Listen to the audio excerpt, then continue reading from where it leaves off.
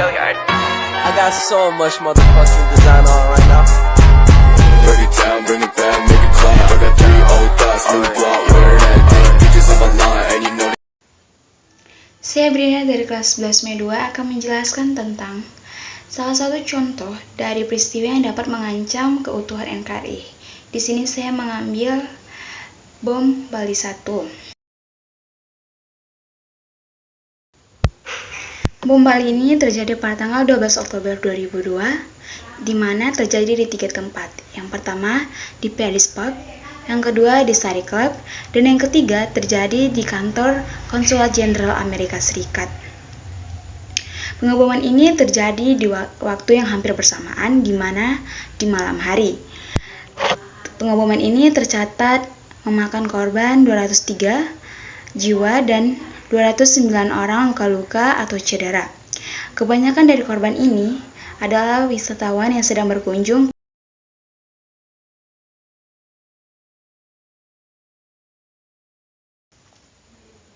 Bom Bali ini terjadi di tanggal 12 Oktober 2002, di mana terjadi di 3 tempat. Yang pertama di Paris Pub, yang kedua di Sari Club, dan yang ketiga di kantor Konsulat Jenderal Amerika Serikat. Pengeboman ini dilakukan di malam hari, di mana tempat-tempat ini sedang banyak turis berdatangan.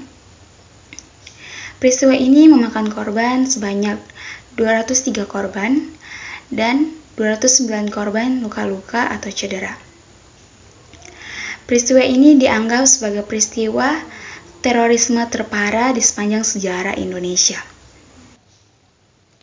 Pada saat itu, polisi sulit untuk mengungkapkan siapa dalang di balik masalah ini, dikarenakan pelaku-pelaku dari bom Bali 1 ini sudah menyusun rencana dengan sangat matang dan teliti.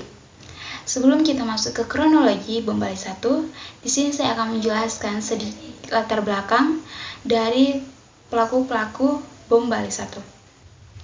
Pelaku-pelaku dari bom Bali 1 ini termasuk dalam anggota Jemaah Islamiyah atau JI yang merupakan jaringan teroris bawah tanah yang berbasis di Indonesia yang dibentuk pada awal tahun 1990-an untuk mendirikan negara Islam. Agen-agen dari Jemaah Islamiyah ini dilatih di kamp-kamp di Afghanistan dan di Filipina Selatan. Selain Al-Qaeda, kelompok ini juga diduga memiliki hubungan dengan Front Pembebasan Islam Moro dan Jemaah Ansur Tauhid. Organisasi ini dipimpin oleh Abu Bakar Bashir dari tahun 1993 hingga sekarang. Kelompok J ini diketahui melakukan rapat pada Agustus 2002 di rumah salah satu anggotanya yang bernama Dul Matin di Solo. Pada pertemuan ini, Muklas atau Ali Gufron mengajak kawan-kawannya untuk melakukan teror bom di Indonesia. Pada saat Muklas pulang ke Indonesia, ia juga mempengaruhi adiknya yang bernama Amrozi dan Ali Imron untuk ikut melakukan teror. Para teroris merencanakan pengeboman ini merupakan lulusan militer Afghanistan, sehingga mempunyai keahlian berperang dan merakit bom. Pemimpin dari pengeboman Bali ini yang bernama Imam Samudra. Ia membagi timnya menjadi 2 kelompok. Kelompok pertama bertugas untuk merakit bom, dan yang kedua bertugas untuk mengurusi logistik dan akomodasi. Setelah rapat ini, Imam Samudra dan Dul Matin langsung ke Bali untuk mensurvei lokasi mereka, menargetkan diskotik yang paling ramai dikunjungi para turis asing di sekitar Pulau Kuta. Hingga akhirnya mereka menemukan diskotik Sari Club yang letaknya di pusat kota daerah Legian, yang kedua Paris Pub yang tidak jauh dari Sari Club, dan yang ketiga dengan jarak sekitar 10 km dari 2 diskotik tadi, yaitu Konsulat Amerika. Mereka memilih tempat ini untuk membalas dendam atas ditangkapnya teroris-teroris lain. Lalu Imam Samudra dan Dul Matin memberitahu temannya yang mempersiapkan logistik yang mereka butuhkan. Amroji menyiapkan KTP palsu agar perbuatan mereka tidak mudah dilacak oleh polisi.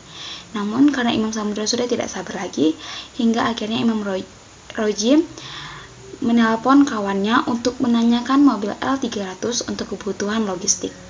Dikarenakan Amroji dan Maklar ini saling kenal, sehingga ia tidak jadi menggunakan KTP palsu yang memberikan KTP aslinya.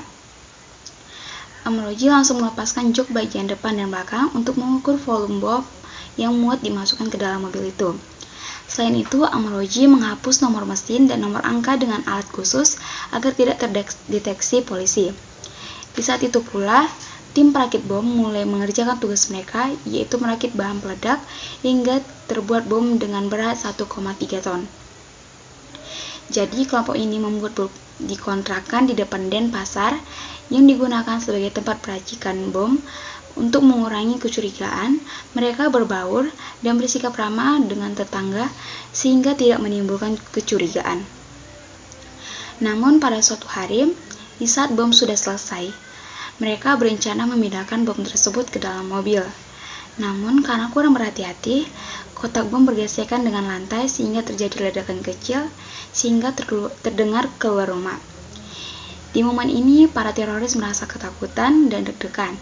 Selain itu, salah satu anggota mereka yang bernama Idris langsung memasang badan untuk menjawab rasa penasaran dari warga. Mereka memberikan alasan bahwa yang meledak adalah ban mobil mereka. Sampailah di hari Sabtu tanggal 12 Oktober 2002. Pada pukul 8 WITA, Ali Imron dan dua anggota lainnya, yaitu Arnasan dan Iqbal, meninggalkan kontrakan menuju lokasi pengeboman. Mereka sudah menyiapkan 3 bom, 1 bom tas jinjing, yang kedua bom rompi, dan yang ketiga bom yang ada di dalam mobil. Ali Imron ke konsulan Amerika dengan membawa bom tas jinjing, Iqbal ke Pedispub dengan membawa bom rompi, dan yang terakhir Anasan ke Sari Club dengan membawa 1 bom besar di mobil. Sesampainya di lokasi, mereka sengaja menunggu keadaan hingga sampai ramai sebelum meledakkan bom. Hingga akhirnya pada jam 11 malam, Ali Imron memencet tombol jarak jauh, hingga akhirnya bom pertama, bom tas jinjing, meledak di saat hampir bersamaan. Tepatnya saat jam lewat 3 malam, Iqbal masuk ke dalam Pedispub dan meledakkan bom rompi seberat 100 kg. Lalu 2 menit setelah itu, Arnasan melakukan aksi bom bunuh diri dengan meledakkan bom yang ada dalam mobil, tepatnya di depan Sari Club. Setelah berhasil mengebom, komplotan teroris yang tersisa berkumpul di rumah kontrakan berteriak kesenangan. Lalu pemimpin komplotan itu, Imam Samudra, menyuruh anggotanya untuk melarikan diri dari Pulau Bali. Jadi 1 hari setelah kejadian, tepatnya tanggal 13 Oktober tahun 2002, polisi langsung menggunakan tim investigasi yang dibantu oleh pihak asing dari berbagai negara. Tapi meskipun sudah dibantu oleh banyak pihak, polisi belum juga menemukan titik terang hingga berhari-hari kemudian. Para sesepuh di Bali meminta polisi untuk menyingkir dari TKP karena TKP akan dibersihkan sesuai dengan adat di Bali. Pada saat itu, tim investigasi yang dipimpin oleh orang Bali juga, yaitu Pak Made Mangkupastika, langsung menghadapi para sesepuh hingga polisi diberi waktu seminggu. Lalu, pada tanggal 23 Oktober 2002, atau 2 hari sebelum tenggang waktu yang diberikan para sesepuh, polisi mendapatkan satu kabar baik di mana inspektur polisi yang bernama Anak Kusnadi berhasil menemukan nomor seri pada bagian depan mobil. Dan dari seri ini terungkap bahwa mobil yang digunakan beratas nama Agung Ketut tadi. Para polisi langsung bergegas menemukan Pak Agung ini, dan pada saat diinterogasi, polisi Pak Agung ini mengaku sudah menjual mobil ini kepada orang lain sejak 9 tahun yang lalu. Beberapa hari kemudian, polisi mendapatkan fakta bahwa mobil tersebut sudah dijual sebanyak 7 kali dan baru diketahui bahwa pemilik terakhir bernama Amrozi diperkuat dengan adanya KTP yang bernama Amrozi. Lalu para polisi langsung ke Lamongan untuk mengintai Amrozi, yang pada saat itu Amrozi berada di sana. Tim investigasi mengamati dari jauh sambil mengamati keadaan rumah Amrozi. Hal ini dilakukan karena Amrozi termasuk pada teroris kelas kakap yang memiliki senjata. Setelah beberapa hari mengintai, seorang polisi yang menyamar sebagai penjual mobil bekas berhasil memancing Amrozi untuk melakukan transaksi jual beli Tapi pada saat itu Amrozi mendadak membatalkan niatnya dengan alasan tidak enak badan. Dikarenakan polisi tidak mau mengambil resiko, sehingga langsung mengepung rumah Amrozi, dan pada hari itu Amrozi berhasil ditangkap tanpa adanya perlawanan. Setelah berhasil ditangkap, istri Amrozi menemui Ali Imron yang sebenarnya rumahnya berada tidak jauh dari rumah Amrozi untuk melaporkan bahwa Amrozi sudah ditangkap dan menyampaikan pesan agar Ali Imron agar segera lari dari tempat tersebut. Mendengar pesan dari Amrozi, Ali Imron langsung kabur menemui Mukhlas dan Imam Samudra. Mukhlas menyuruh untuk para teroris berpencar menghindari kejaran polisi. Di sisi lain, para polisi berhasil menyita dokumen-dokumen penting dan nomor HP teroris lain dari Amrozi, dan bukti ini membantu polisi untuk mendeteksi keberadaan Imam Samudra yang berada di sekitar Pelabuhan Merak yang menyeberang ke arah Lampung. Tim pemburu langsung menyebar di sekitar pelabuhan dengan menyamar sebagai pengamen dan pedagang asongan untuk mempermudah penangkapan Imam Samudra. Hingga akhirnya seorang polisi yang bernama Martino Sukom mencurigai seorang penumpang yang ada di dalam bus yang sejak mobil berjalan dia selalu tertunduk, sehingga ia langsung berpindah tempat dan duduk di samping orang itu dan langsung mengatakan bahwa ia adalah Imam Samudra. Tetapi pada saat itu Imam Samudra menyangkal dengan menunjukkan paspornya.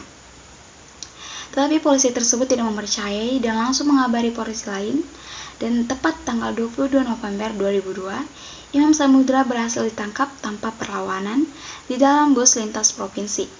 Tetapi selama proses investigasi, Imam Samudra ini diam dan tidak mau menjawab pertanyaan polisi. Dan 2 minggu setelah tertangkapnya Imam Samudra, dalang dari bom Bali yaitu Mukhlas akhirnya tertangkap di Klaten, Jawa Tengah. Setelah itu Ali Imron berhasil tertangkap polisi di tengah hutan Kalimantan. Setelah itu mereka dikumpulkan di Polda Bali untuk dicocokkan keterangannya. Mukhlas, Imam Samudra, dan Ali Amrozi dijatuhi hukuman mati.